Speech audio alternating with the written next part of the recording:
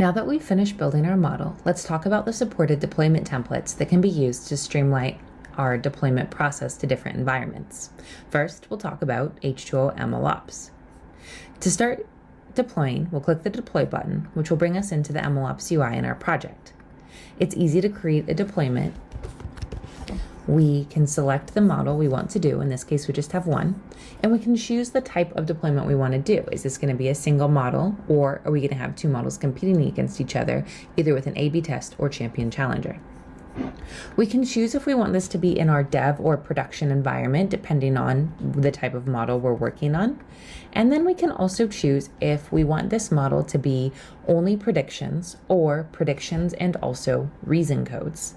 These templates through UI but also API help us get started with different types of models in MLOps. We can also, if we want, download the scoring pipeline, either the Python scoring pipeline or the Mojo. The Mojo is a model object optimized. It has the feature engineering and the predictions and optionally Shapley values combined together.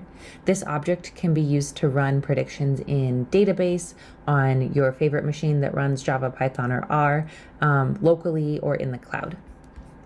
For examples on how to get started, the documentation will show us the different ways to use the Mojo.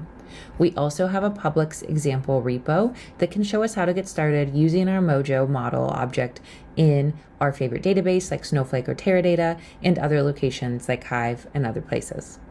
We hope this helps you get started.